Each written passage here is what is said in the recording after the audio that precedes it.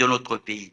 La ville de Kinshasa, ayant 2 cours d'appel, organise aussi à leur tour une rentrée judiciaire dans leurs ressorts respectifs, ce qui me paraissait quelque peu excessif. Pourquoi ne pas instituer une unique audience célébrée par une seule haute juridiction pour marquer la rentrée judiciaire? Y a-t-il un inconvénient ou un obstacle majeur de droit quant à ce et lesquels? Je sais que d'aucuns réagiront en disant que les différentes rentrées judiciaires sont du fait de la loi en fonction de chaque ordre de juridiction, judiciaire, administratif et la Cour constitutionnelle. J'en conviens et je l'admets. Mais la loi, c'est quoi exactement? La loi n'est rien d'autre que ce que nous écrivons nous-mêmes et qui est exprimé par la célèbre citation latine Lex est code notamus. La loi est donc ce que nous écrivons. Et si la loi est ce que nous écrivons nous-mêmes, j'admets que le fait de copier ou d'emprunter des dispositions légales en vigueur dans d'autres pays du monde n'est pas en soi une mauvaise chose.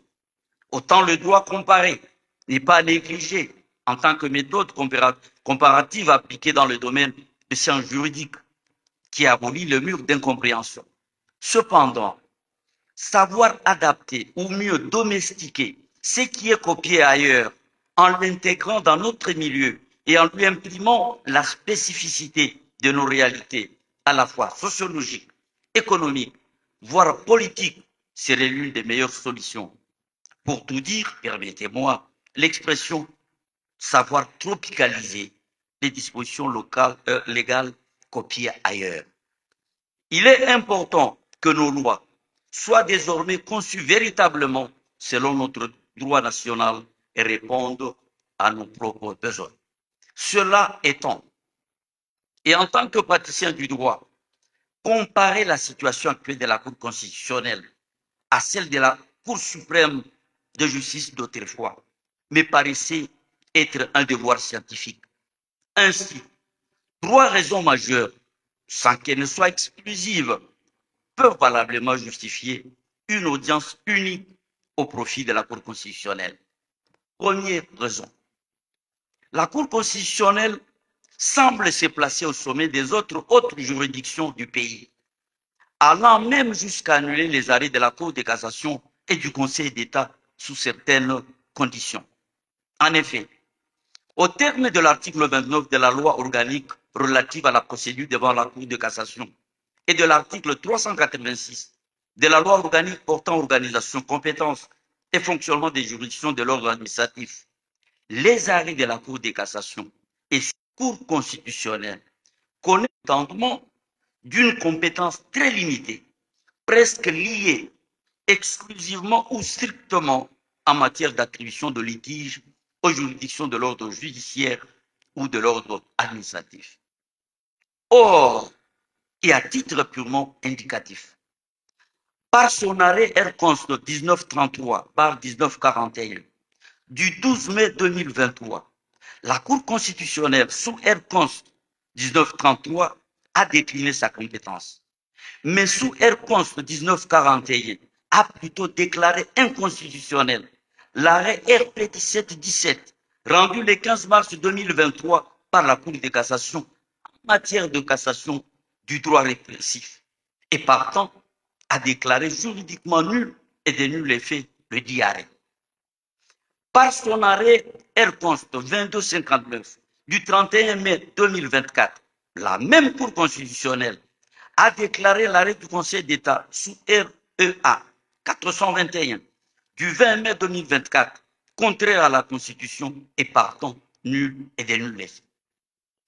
Pour déclarer nul l'arrêt de la Cour de cassation, la Cour constitutionnelle a invoqué la violation flagrante par la Cour de cassation des droits de la défense garantis par la Constitution, motif qui n'a aucun rapport avec l'attribution de litige à une juridiction.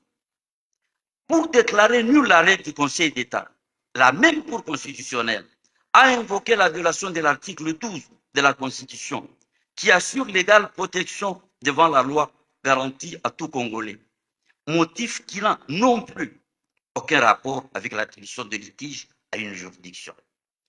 Si la Cour constitutionnelle était un avion et sans être pilote, je dirais que la Cour a fait une sortie de piste, car la loi ne peut avoir qu'un sens dans l'intention du législateur. Les autres sens qu'on veut lui attribuer sont nécessairement faux. Ainsi s'exprimait le premier avocat général Paul Leclerc dans son discours prononcé à l'audience solennelle de rentrée de la Cour de cassation belge que sédentaire, qui se place au sommet de la hiérarchie des autres juridictions et qui censure, dans une certaine mesure et sous certaines conditions, les arrêts de la Cour de cassation et du Conseil d'État, en ayant l'esprit que les arrêts de la haute cour militaire sont susceptibles de pourvoi en cassation devant la Cour de cassation en vertu de l'article 159, alinéa 2 de la Constitution. La Cour constitutionnelle exerce donc un pouvoir juridictionnel sur les arrêts des susdites autres juridictions au point de les annuler, ce qui confirme sa suprématie, voire sa supériorité, qui est la marque de sa position, qu'elle se veut verticale, voire en forme pyramidale et nullement horizontale, écartant par là toute possibilité d'égalité de pouvoir juridictionnel et surtout pas concurrentiel avec les autres hautes juridictions. De ce point de vue, la Cour constitutionnelle se présente donc comme une juridiction suprême de notre pays, de par ses compétences qu'elle invoque principalement en matière d'inconstitutionnalité, sans chercher à savoir s'il est juste, voire légitime ou non, que la Cour constitutionnelle annule les arrêts de la Cour de cassation et du Conseil d'État, comme si les procès devenaient éternels, même après cassation, et que la spécialité des ordres de juridiction ne comptait plus. Pour ma part, il est temps que les litiges soient définitivement clos dès lors que les trois juridictions se sont prononcées dans la sphère de leurs compétences respectives. La question n'est donc pas ici des différentes rentrées judiciaires en considération des ordres de juridiction, mais plutôt de la célébration d'une seule audience de rentrée judiciaire par la Cour qui se présente de manière fonctionnelle comme une juridiction suprême du pays. Tout est donc dans la symbolique de l'unique audience de rentrée judiciaire. Cette première raison paraît à mes yeux essentielle, suffisante et sérieuse pour privilégier, dans ce cas et dans ces conditions, la seule audience de cette Cour au fin de marquer la rentrée judiciaire dans notre pays, comme ce fut le cas avec la Cour suprême de justice de l'époque. Deuxième raison. Le président de la Cour constitutionnelle est le président du Conseil supérieur de la magistrature et a un rang de chef de corps constitué, ce qui fait, une fois de plus, placer la juridiction qu'il dirige au-dessus des autres juridictions. En effet, le président de la Cour constitutionnelle est de droit président du Conseil supérieur de la magistrature et a rang de chef de corps constitué. Il représente le Conseil supérieur de la magistrature et préside les réunions de l'Assemblée générale. Il dirige le bureau. Il préside les instances disciplinaires pour les magistrats de la Cour de cassation, du Conseil d'État, de la haute cour militaire et des magistrats des parquets près ces juridictions. La tentation devient grande de croire que la seule audience de la Cour présidée par celui qui est le chef de corps constitué peut suffire à marquer la rentrée judiciaire dans notre pays, surtout qu'à une telle audience publique, les magistrats de la Cour de cassation, ceux du Conseil d'État, de la haute cour militaire et d'autres juridictions et des parquets y rattachés sont toujours invités et conviés à y participer. Il me paraît donc évident que la présence de tous les hauts magistrats à l'audience de la Cour constitutionnelle, présidée par celui qui est leur chef de corps, marquerait à coup sûr et sans aucun doute leur adhésion à la célébration d'une telle rentrée judiciaire. Et cela est d'autant plus vrai que lors des réunions interinstitutionnelles de notre pays, la justice comme institution est toujours représentée par le président du Conseil supérieur de la magistrature. Dès lors, pourquoi ne pas garder la même unité dans l'unique audience de la seule Cour constitutionnelle pour marquer la rentrée judiciaire dans notre pays en privilégiant la juridiction dirigée par le chef de corps constitué, ne fût-ce que pour des raisons purement protocolaires. Troisième et dernière raison. Le ministère public est un et indivisible. Ce qui fait que la seule mercuriale prononcée par M. le procureur général après la Cour constitutionnelle peut suffire. Autant, le seul discours de M. le président de la Cour constitutionnelle peut bénéficier du concours des chefs des autres hautes juridictions pour être unique, mais commun à tous au sein du bureau du Conseil supérieur de la magistrature. En effet, le ministère public est un et indivisible, c'est-à-dire que chaque membre peut représenter indifféremment le ministère public à n'importe quel stade de la procédure et que les actes accomplis par chaque membre d'un parquet engagent le ministère public tout entier. Ainsi, les procureurs généraux près la Cour de cassation et le Conseil d'État, l'auditeur général de FARDC ont la possibilité d'examiner ensemble avec le procureur général près la Cour constitutionnelle les différentes questions de justice qui intéressent l'officier du ministère public pour une mercuriale commune qui soit prononcée par le procureur général près la Cour constitutionnelle. Ce principe d'unité et d'indivisibilité du ministère public est d'ailleurs affirmé à l'article 13 de la loi organique de la Cour constitutionnelle, dans la mesure où le procureur général près la Cour constitutionnelle est assisté des magistrats nommés parmi les magistrats de l'ordre judiciaire ou administratif ayant au moins 15 ans d'expérience sur proposition du Conseil supérieur de la magistrature. Il est donc évident qu'il s'agit là du même ministère public à l'audience de la rentrée judiciaire.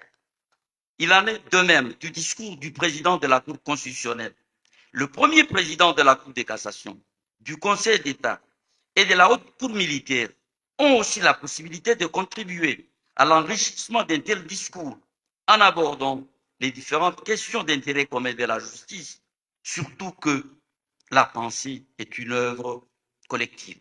La Cour constitutionnelle sera celle de tous les officiers du ministère public et le discours du président de cette Cour sera celui de tous les magistrats du siège, car une rentrée judiciaire ne vise qu'à marquer la reprise normale des activités par une juridiction.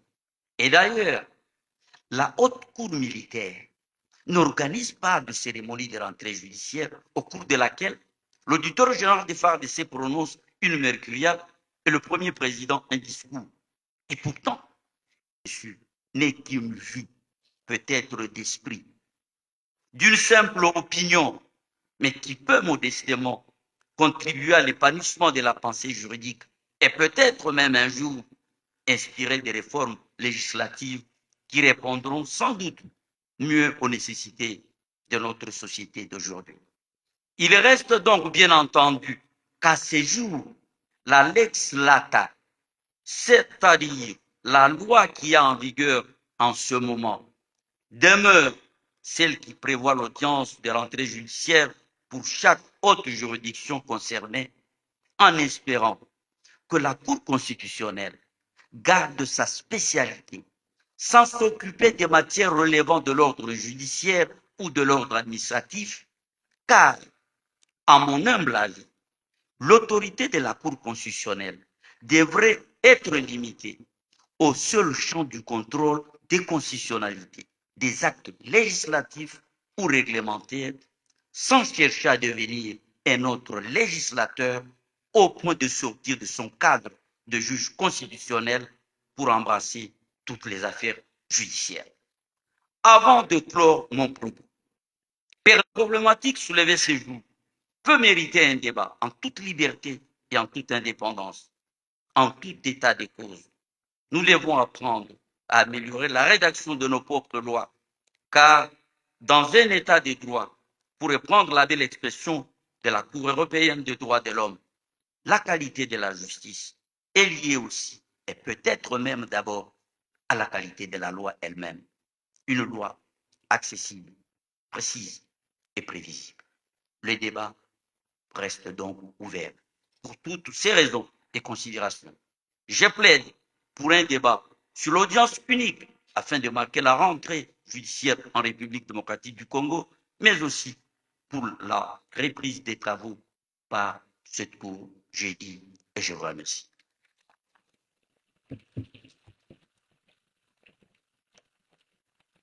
La Cour vous remercie, Monsieur le bâtonnier national, et vous donne acte de votre prestation.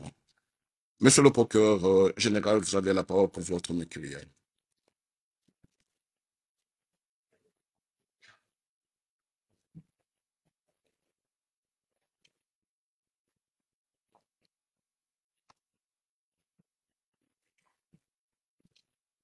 Excellences, Monsieur le Président de la République, chef de l'État et magistrat suprême, avec l'expression de mes hommages les plus déférents. Tous les magistrats du parquet général près la Cour constitutionnelle, les agents de l'ordre judiciaire y affectés, le personnel des cabinets et moi-même, vous saluons très respectueusement et vous exprimons toute notre gratitude pour l'insigne honneur que vous nous faites d'héroser de votre présence remarquable la cérémonie solennelle de rentrée de la Cour constitutionnelle pour l'exercice 2025-2026. Votre haute présence, Excellence, témoigne de votre sens républicain et votre profond attachement à l'idéal de l'état de droit, à l'indépendance du pouvoir judiciaire et au respect des libertés fondamentales. À titre strictement personnel, je saisis cette occasion, Excellence, pour vous réitérer toute ma gratitude pour avoir daigné me confier la direction du parquet général pour la Cour constitutionnelle. Au-delà de la satisfaction que procure cette promotion, j'y lie un appel que vous me faites à plus de responsabilités, à plus de hauteur pour être digne de siéger avec ceux qui, sous d'autres cieux, sont appelés les sages de la République. Les port de la robe de couleur bleue, la couleur bleue exprimant la tempérance, la modération et la sagesse, nous invite à l'excellence. Honorable président de l'Assemblée nationale ici représenté, honorable président du Sénat ici représenté, Excellence, Madame la Première ministre, chef du gouvernement, Madame, Messieurs les membres du Bureau du Conseil supérieur de la magistrature et honorés collègues, Monsieur le Président du Conseil économique et social, Monsieur le Premier Président de la Cour des comptes, Monsieur le Procureur général près la Cour des comptes, Monsieur le Président des institutions d'appui à la démocratie, honorables députés et sénateurs, Excellences, Mesdames et Messieurs les ministres et membres du gouvernement, Mesdames, Messieurs les ambassadeurs, chefs de mission diplomatiques et représentants des organisations internationales, distingués invités, tous protocoles respectés. Je salue votre présence et vous remercie d'avoir daigné abandonner provisoirement vos charges pour être présent à l'audience solennelle de ce jour. Excellence, Monsieur le Président de la République, avec l'expression de mes hommages renouvelés, Mesdames et Messieurs, l'origine des audiences des rentrées judiciaires remonte au XVIe siècle. La rentrée judiciaire marque la fin des vacances judiciaires ainsi que la reprise des activités des cours et tribunaux. Au-delà de son aspect quelque peu folklorique, l'audience solennelle des rentrées judiciaires, à travers son cérémonial, son décor et la tenue des acteurs, est l'un des symboles du prestige de l'institution justice, qui, dans toutes les cultures, est un attribut de la divinité. Ces acteurs, c'est-à-dire les acteurs de la justice, exercent ce pouvoir par délégation divine. L'article 100 du règlement intérieur de la Cour constitutionnelle consacre une ancienne coutume des palais et dispose en son troisième alinéa le président de la Cour constitutionnelle prononce un discours commentant un sujet lié aux activités de la Cour et le procureur général y prononce une mercuriale. Pour qui s'intéresse à l'histoire du droit, la mercuriale remonte aux assemblées du Parlement de l'Ancien Régime en France, où le premier avocat général ou le procureur général prononçait un discours de rentrée tous les mercredis, jour du roi Mercure, d'où le nom mercurien. Ces discours prononcés chaque mercredi avaient pour finalité dénoncer les fautes commises par le magistrat, proposer des réformes et promouvoir la discipline au sein de la magistrature. Ce sens des discours de chaque mercredi semble être perdu avec le temps pour désigner aujourd'hui les discours de rentrée du chef de parquet. Le parquet général près la Cour constitutionnelle que je dirige a la particularité d'être un parquet dont l'activité répressive semble être l'exception et qui n'a pas d'office inférieur sur lequel il exerce un pouvoir de direction et d'encadrement. Son activité principale consiste donc à assister aux audiences de la Cour constitutionnelle et donner des avis dans les dossiers de sa compétence. C'est pourquoi j'ai choisi de porter ma réflexion sur un sujet lié à l'activité de la Cour, à savoir la problématique du contrôle de constitutionnalité des décisions juridictionnelles par la Cour constitutionnelle. Cette question soulève une problématique. L'historien grec Thucydide disait déjà pendant l'Antiquité que toute institution cherche à étendre ses compétences et à développer son pouvoir. La tendance à étendre ses compétences est l'une des caractéristiques des juridictions constitutionnelles. Tenez, déjà en 2007 et 2009, la Cour suprême de justice, siégeant comme juridiction constitutionnelle, avait élargi sa compétence en matière de contrôle de constitutionnalité en y incluant des actes d'assemblée qui ne sont pas repris à l'article 160 de la Constitution du 18 février 2006.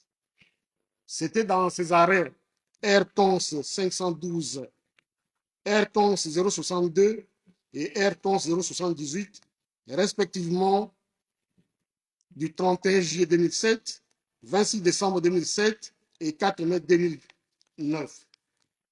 La Cour à l'époque et la Cour constitutionnelle aujourd'hui avaient justifié cette extension des compétences en évoquant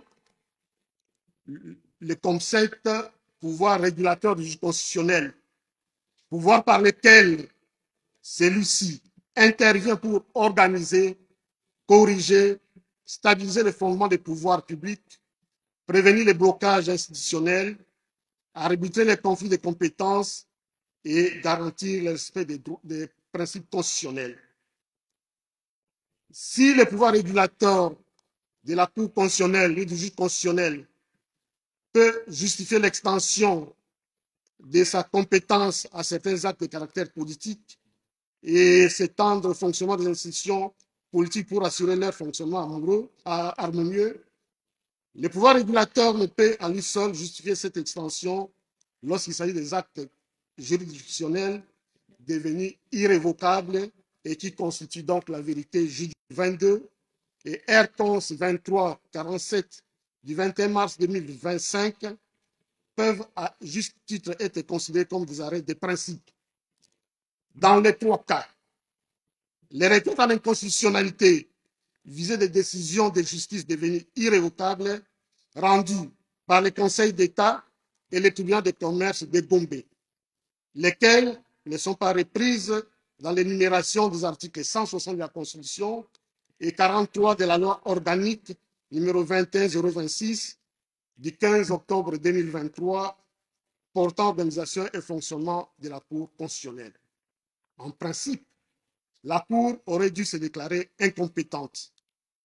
Toutefois, se fondant sur l'idéal de l'état des droits tiré de l'article 1er de la Constitution, de la nécessité de protéger les droits individuels, la Cour s'est déclarée compétente. Elle réaffirme sa compétence à connaître des requêtes en inconstitutionnalité dirigées contre les décisions de justice sous la double condition, d'abord de l'atteinte à un droit auquel la Constitution accorde une protection fondamentale et l'absence de tout recours pour réparer cette atteinte. Dans certaines de ces motivations, la Cour fait appel à la jurisprudence et à la législation étrangère.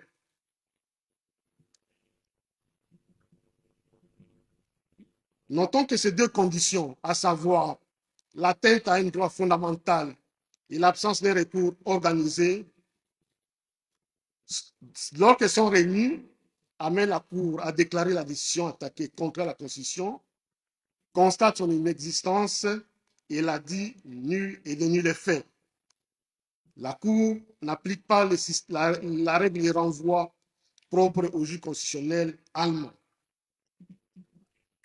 S'il estime qu'une décision judiciaire viole ses droits fondamentaux garantis par la Constitution, l'exercice de ces recours est soumis à 3 conditions cumulatives, à savoir l'épuisement préalable de toutes les voies de recours.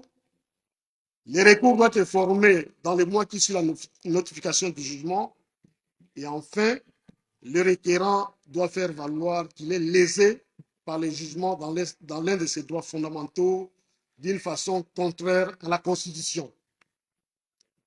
Lorsque la Cour constitutionnelle allemande constate la violation d'un droit fondamental, elle annule totalement ou partiellement la décision judiciaire et ordonne le renvoi de l'affaire devant la juridiction compétente pour être jugée. En Espagne, l'article 44 de la loi portant organisation du tribunal constitutionnel prévoit une procédure dite d'empare constitutionnel. Cette disposition, l'article 44 de cette loi, prévoit que les violations des droits et libertés susceptibles d'empare constitutionnel qui trouvent leur origine immédiate et directe dans l'acte ou une abstention d'un organe juridictionnel pourront donner naissance à ces recours dès lors que les conditions sont remplies. Il s'agit, comme première condition, l'inexistence d'une voie de recours légalement prévue, la violation d'un droit fondamental ou d'une liberté imputable à une action ou à une omission d'une autorité juridictionnelle.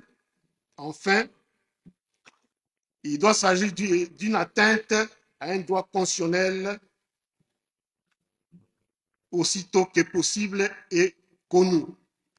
En Espagne comme en Allemagne, les législateurs restreignent l'exercice de ces recours en un délai de 30 jours. Il faut noter que les systèmes allemands et espagnols ne sont pas les seuls à organiser ces recours de contrôle de constitutionnalité des décisions de justice. En Angola, ce contrôle est prévu par la Constitution de 2007 et la loi du 17 juin 2008. Au Bénin, il semble avoir inspiré notre Cour constitutionnelle, des actes des autorités juridictionnelles a pour mérite de réaffirmer la primauté des normes constitutionnelles et la suprématie de la législation constitutionnelle, gardienne de la Constitution et protectrice des droits et libertés fondamentaux. Il ne s'agit pas d'une voie de recours à proprement parler, d'autant plus que dans son action, le juge constitutionnel se limite seulement à rechercher dans la aujourd'hui des naissances prétoriennes.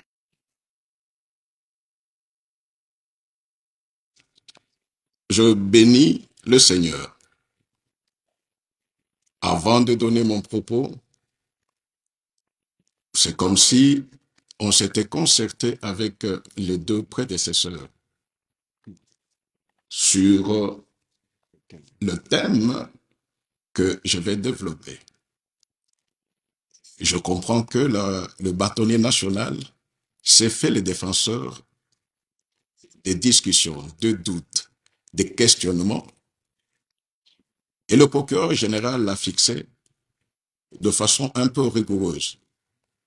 La position et l'ordre constitutionnel qui n'est composé que de la Cour constitutionnelle, ce qui fait que même l'unicité du ministère public ne vaut entre les deux ordres.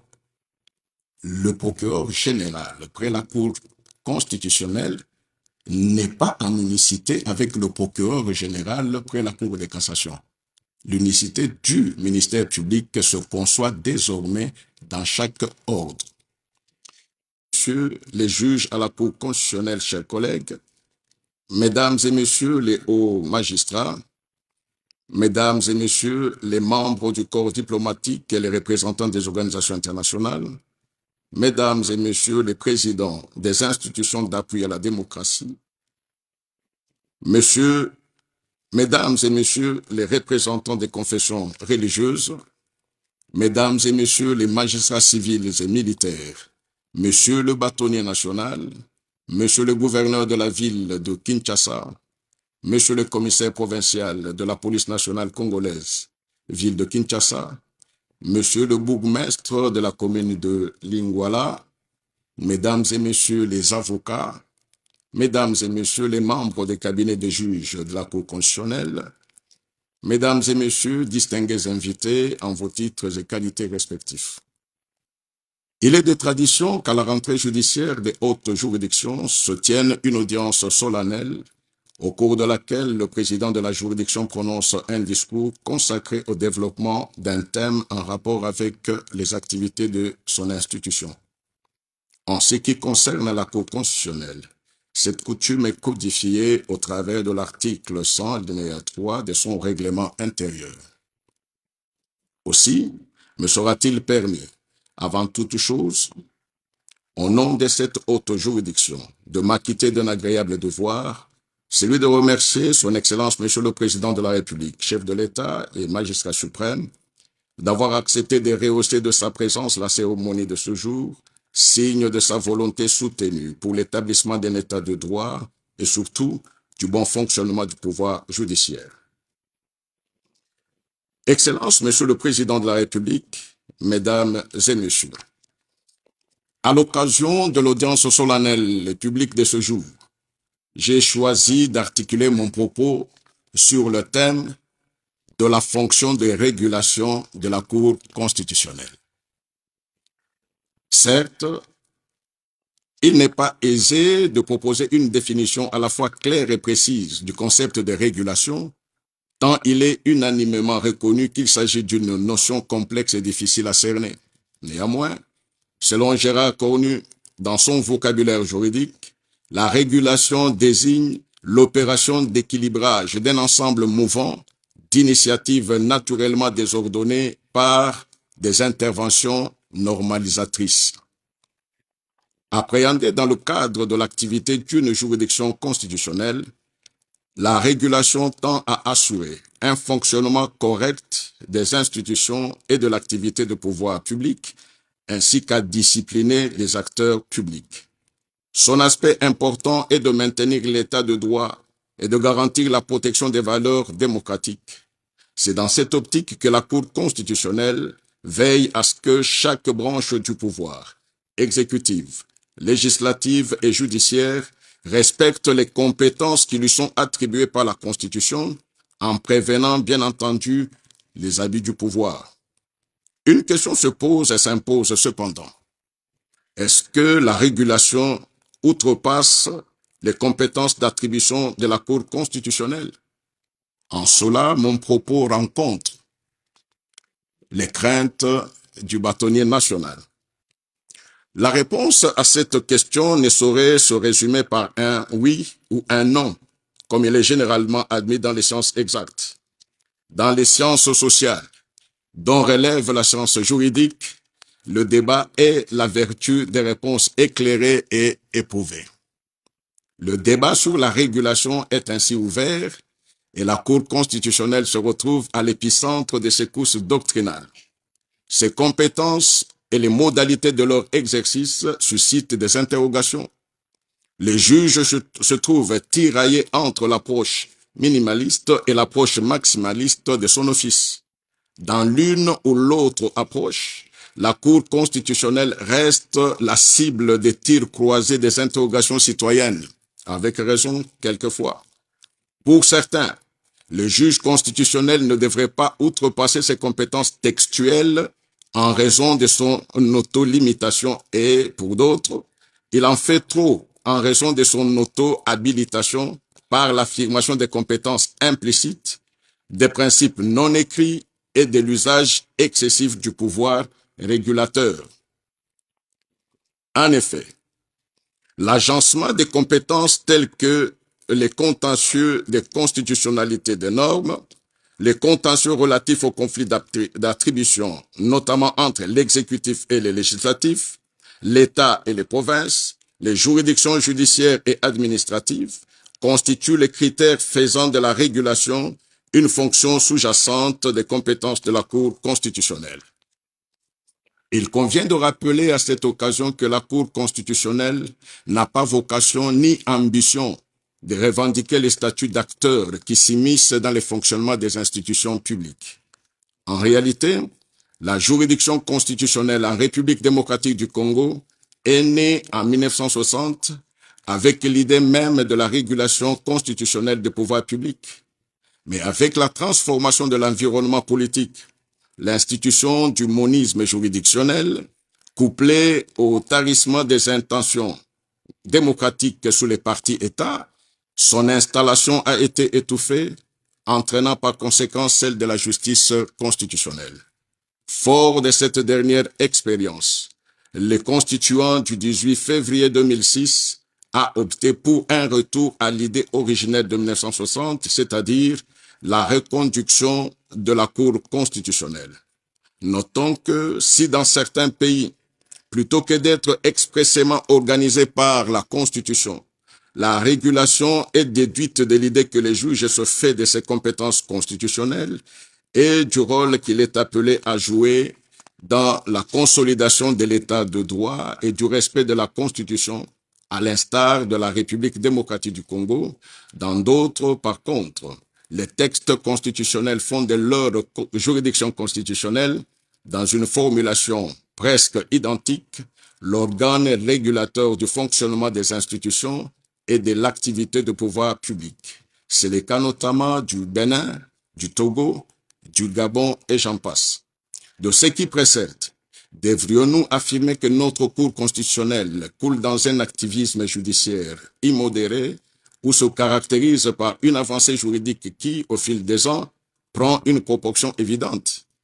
Pour s'en apercevoir, il sera question dans cet exposé d'analyser d'abord le fondement du rôle des régulations en tant que fonction inhérente aux juridictions constitutionnelles et ensuite d'examiner l'exercice par la Cour de la fonction de régulation considérée comme lubrifiant institutionnel. Excellences, Monsieur le Président de la République, Mesdames et Messieurs. Point 1 de la régulation, fonction intrinsèque de la Cour constitutionnelle. En ce qui concerne la régulation comme fonction intrinsèque de la Cour constitutionnelle, notons que la constitution d'un État est, selon l'expression de Jean Dabin, le principe générateur, régulateur et animateur de tous les systèmes étatiques. Appelé à la protéger, à l'interpréter et à l'appliquer, les juges constitutionnels agissent donc naturellement à l'aune de ce principe régulateur du système politique pour pouvoir faire échec à une situation de paralysie imminente ou réelle d'une ou de plusieurs institutions de la République.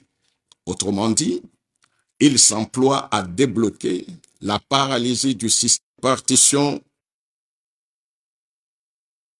prérogative entre les différents organes de l'État et, de surcroît, le fonctionnement régulé des différents pouvoirs et un qui bloque la réalisation de cet idéal en République démocratique du Congo. C'est ainsi, lorsque le droit est silencieux, mal appliqué, mal compris, mal interprété, il revient au juge de donner le sens, de préciser l'exact contenu d'une disposition ou carrément d'en déterminer la portée et les implications pour s'inscrire dans cet idéal de l'état de droit. Pour pouvoir mieux comprendre, expliquer l'exercice de cette fonction, il faut noter qu'au stade méthodologique, les raisonnements de la Cour constitutionnelle relèvent du conséquentialisme qui consiste en effet à justifier la solution ou l'interprétation d'un texte par les conséquences qu'impliquerait une solution contraire. À l'occasion du règlement d'un conflit interorganique, par exemple, les juges se trouvera dans l'obligation de peser l'équilibre du système, de trancher entre le nécessaire et le vital, de décider en présence de faits réels, loin de toute vision théorique. Il se dégage que la régulation entretient des liens inextricables avec l'interprétation qu'elle est présente dans le contrôle des normes lors d'un conflit d'attribution et aussi lors du règlement des conflits de compétences. Point 1. Dans le cadre de l'interprétation et des contrôles des normes lors d'un conflit d'attribution. L'interprétation est au cœur de la fonction du juge. Il n'est autre chose qu'une opération intellectuelle inhérente à la fonction du jugement, un instrument obligé, nécessaire à l'exercice de la justice constitutionnelle. Pour y parvenir, les juges se réfèrent à deux outils d'interprétation qu'il ne faut pas confondre avec les méthodes d'interprétation. Ces outils d'interprétation sont l'interprétation comme acte de connaissance et l'interprétation comme acte de volonté. Si, par acte de connaissance, les juges constitutionnels constatent la signification d'un texte, car le sens y est déjà présent, par acte de volonté, le sens de l'énoncé n'est pas contenu dans le texte, ou du moins, le sens de l'énoncé échappe à la situation en présence.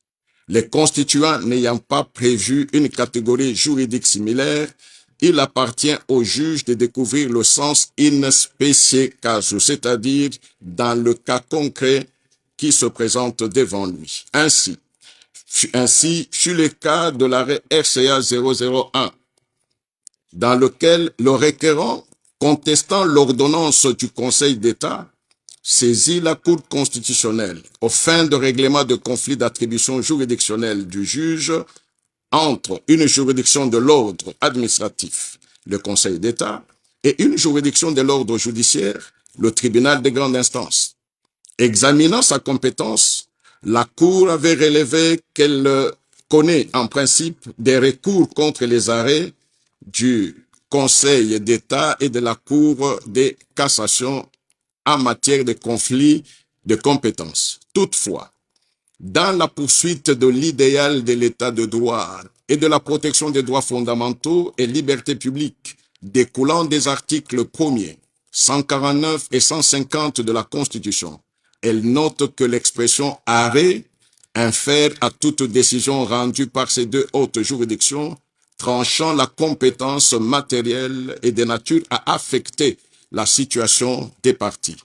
Comme on peut le voir, la régulation est au cœur de l'exercice de l'interprétation. Autrement dit, il peut s'agir pour le juge de choisir entre des lignes de lecture, entre ce que l'on voit, mais incompréhensible, et ce qui ne se laisse pas voir, mais compréhensible. Une autre question sous-jacente dans cette cause fut la présence du tribunal des grandes instances en lieu et place du syntagme normatif Cour de cassation. À ce propos, la Cour constitutionnelle procède par la judiciarisation du cas inédit. En effet, considérant d'une part qu'aucune autre juridiction en cas d'espèce n'aurait pu régler le différend, chaque partie ayant précédemment eu gain de cause respective lorsque le blocage des pouvoirs publics agit de manière à paralyser le fonctionnement des institutions. Dans pareille hypothèse, la Cour constitutionnelle vaut bien plus que régulateur des institutions et pouvoirs publics. Il est considéré comme garant de l'ensemble de l'ordre juridique, de l'équilibre constitutionnel et même gardien du droit fondamentaux. B. Dans le cadre du règlement des conflits de compétences. Une part importante de l'activité du juge constitutionnel consiste à résoudre des conflits essentiels à l'existence même de l'État. Tel est le cas des conflits susceptibles de naître entre l'État central et les provinces. Comme on le sait, la forme régionalisée de l'État congolais actuel étant issue d'un compromis politique entre les tenants de l'État fédéral et ceux de l'État unitaire. Dès lors, la Cour est appelée à veiller à ce que ce consensus coulé dans le pacte social demeure en vue de préserver l'équilibre et la stabilité des institutions. Ce consensus se traduit pour l'État central par le principe de l'indivisibilité de la République et pour la province par le principe de la libre administration des provinces. Point 2. Cas jurisprudentiel de la lubrification institutionnelle. La jurisprudence développée par la Cour a été provoquée par plusieurs situations, entre autres, les silences de la Constitution, le risque de dépassement d'un délai de rigueur imposé par la Constitution et par la loi, soit la nécessité de la continuité de l'État. Petit a. Le silence de la loi, c'est-à-dire le silence sur un point de la vie sociale, laissant libre cours à diverses interprétations. Ce silence se traduit par un vide constitutionnel tellement évident qu'il s'est avéré nécessaire de faire intervenir le juge constitutionnel. Parce que dans la vie sociale, il arrive des situations qui ne trouvent pas malheureusement leur assise ou répondant dans notre Constitution. Et c'est dans ce cas-là que le juge constitutionnel doit intervenir pour éviter l'immobilisme. Sous les heures const 1438 du 15 décembre 2020, agissant par le président du bureau d'âge, l'Assemblée nationale saisit la Cour constitutionnelle pour prorogation de son mandat et son habilitation à poser des actes de gestion courante pendant cette période. Rappelons que le mandat du bureau d'âge de l'Assemblée nationale, arrivant à terme à la fin de la session ordinaire de décembre 2020, et ne pouvait être prorogé. Précédemment, le bureau définitif fut l'objet de destitution par pétition. Celle-ci s'examinant individuellement, restait en examen la pétition dirigée contre les questeurs. En effet, conformément au droit parlementaire congolais, le régime juridique du bureau provisoire est prévu par la Constitution aux articles 114 et 116, complétés utilement par le règlement intérieur de la Chambre. Ainsi, les missions et compétences du bureau provisoire ne peuvent excéder celles prévues à l'ordre du jour. Il dispose en réalité d'une compétence liée, ne pouvant permettre ni de proposer une question nouvelle à l'Assemblée plénière en vue de l'inscrire à l'ordre du jour, ni de proroger ou convoquer une nouvelle session et encore moins gérer les affaires courantes de la Chambre. Or, le bureau d'âge est arrivé ou était arrivé en fin session sans épuiser l'ordre du jour. Que devait-il faire? Comme souligné précédemment, la survenance des situations exceptionnelles échappant aux constituants ou aux législateurs ne saurait échapper aussi aux juges. Si les constituants ou les législateurs ne les a pas vus venir, les juges, lui, les voient naître et grandir, d'où il doit y apporter solution. Il doit ainsi assurer sa responsabilité de veiller au bon fonctionnement du pouvoir public. Ainsi, la Cour constitutionnelle devait intervenir dans les cas d'espèce pour éviter à l'État la paralysie de l'ensemble du pouvoir public en prorogeant les missions du pouvoir du bureau provisoire jusqu'à l'épuisement du vote relatif à l'examen de la pétition ainsi que la nécessité d'accorder au bureau provisoire les compétences de gestion des affaires courantes, étant entendu que l'Assemblée nationale installée depuis plus d'une année avait contracté des engagements statutaires tant vis-à-vis des députés nationaux, du personnel administratif que de tiers. Tous, nous nous rappelons de cette situation.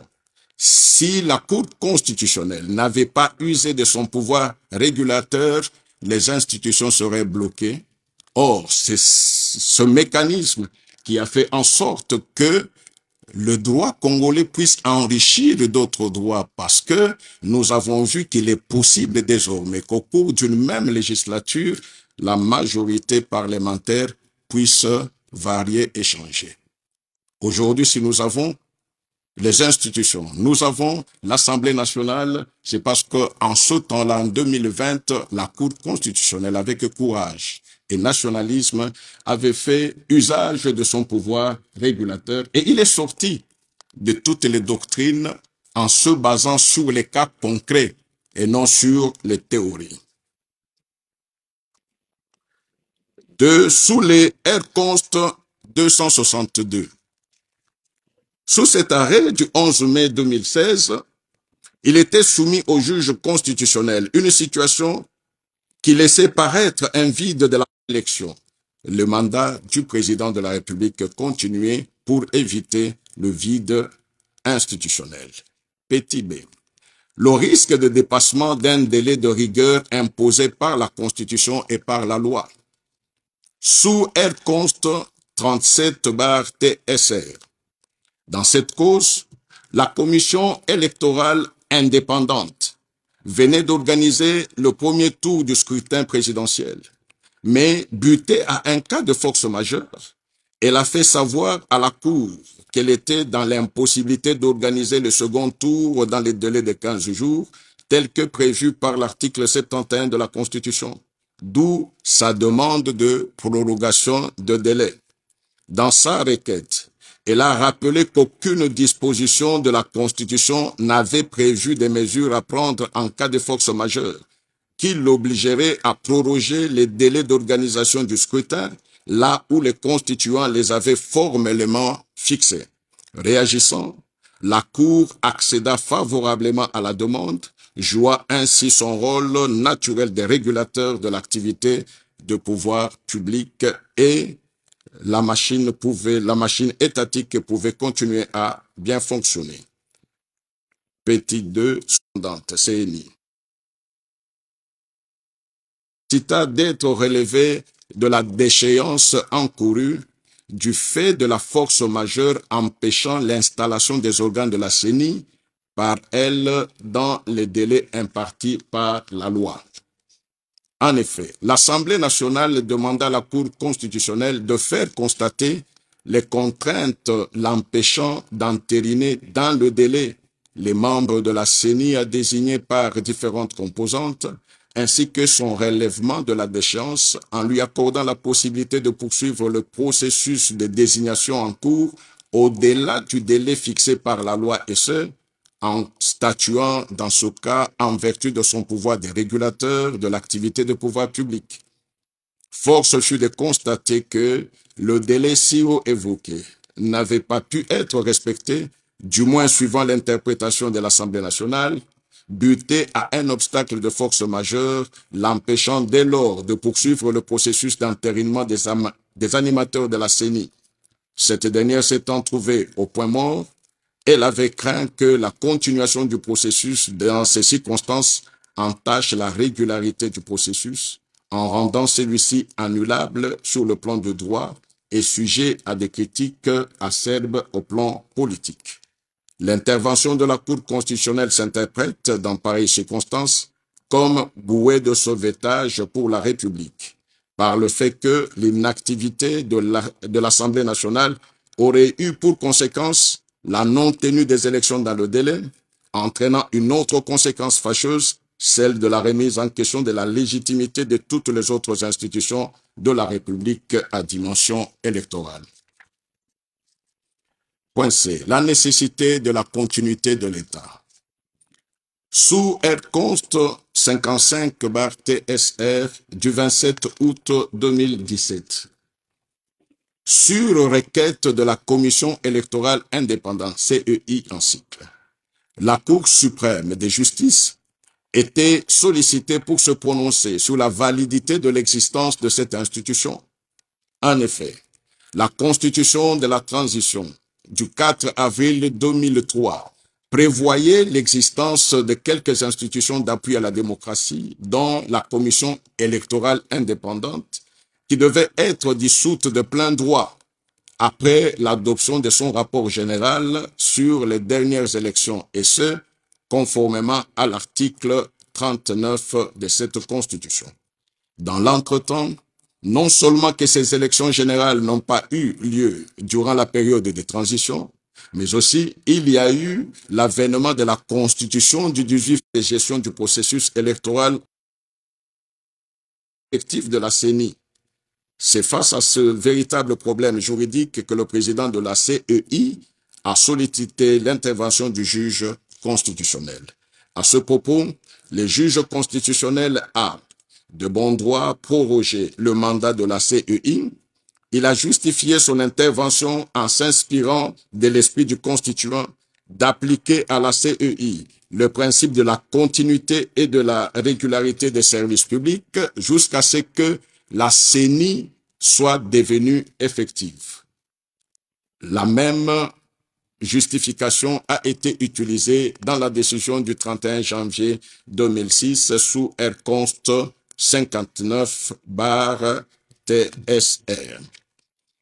Excellence, Monsieur le Président de la République, chef de l'État et magistrat suprême, avec l'expression de mes hommages renouvelés, Mesdames et Messieurs,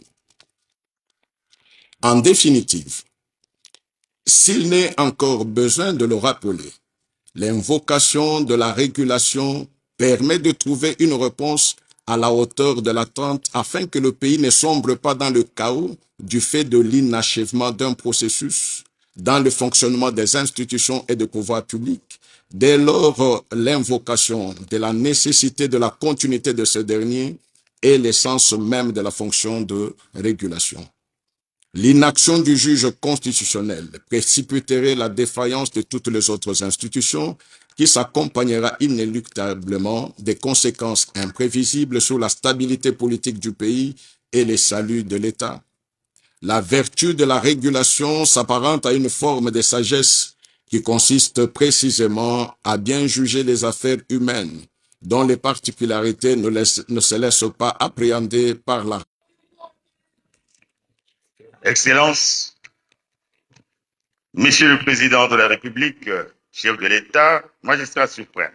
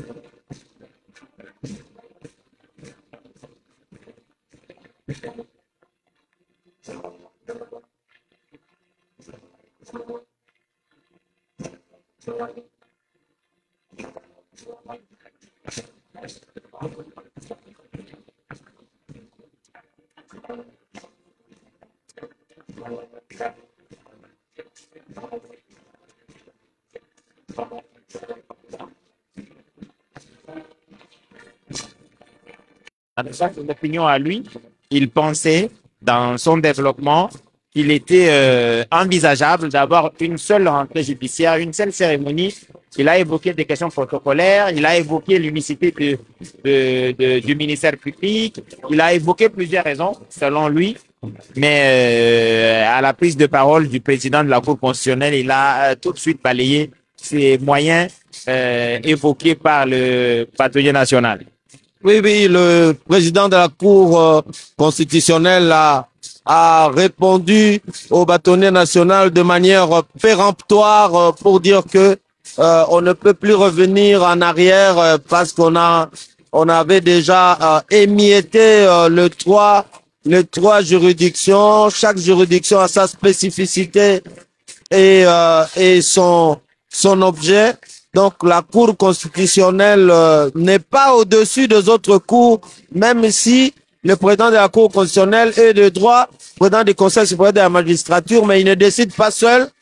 Tous les autres présidents des autres juridictions sont de droit, c'est vice-président. Donc on a considéré plutôt que le bâtonnier national a créé une petite polémique, même si après il a considéré que ce n'était qu'un avis. Voilà, c'est la rentrée de la Cour constitutionnelle. Je crois que d'ici peu, nous assisterons aussi. Qui doivent être abordées, c'est une réflexion qui doit être menée. Je pense qu'en cela, il n'y a aucun mal. Et le président de la Cour constitutionnelle a agi forcément en sa position. J'estime que c'est pour des raisons beaucoup plus politiques, la gestion, éviter que les autres ne soient frustrés. Le président de la Cour constitutionnelle n'a pas parlé pour apaiser les gens. Il n'a fait qu'allusion à la loi, et ce qui est très très important parce que la loi dit que chaque juridiction doit faire sa rentrée. Et le président de la République ne s'est jamais plaint de venir aux rentrées judiciaires parce qu'il est le magistrat suprême. Et vous devriez comprendre que même dans le province, le cour d'appel et toutes les cours organisent leur rentrée judiciaire. Mais il se fait qu'il est le magistrat suprême. Et là, qui plus est, c'est la cour où il est même, il pourrait être justiciable. C'est comme ça que toutes les juridictions de l'ordre judiciaire qui proviennent de l'émiettement de la Cour suprême de justice ont le même rang. Le bâtonnier national, malheureusement, son avis a failli créer la polémique. Heureusement, la sagesse du président de la Cour suprême et de la Cour constitutionnelle, qui est de droit président du Conseil supérieur de la magistrature, a pesé pour apaiser les gens. Voilà, donc il est toujours possible de faire évoluer la législation, et cette réflexion du bâtonnier national mérite bien qu'on s'y penche. On y reviendra forcément. On nous a fait dire que le secrétaire permanent du Conseil supérieur de la magistrature va arriver à un moment. Il aura 2-3 phrases à dire à notre micro dans l'entretemps. Geneviève Kumba, la Cour constitutionnelle, a fait sa rentrée judiciaire. Les discours ont été prononcés. Il y a eu cette plaidoirie du bâtonnier national. Il s'en est suivi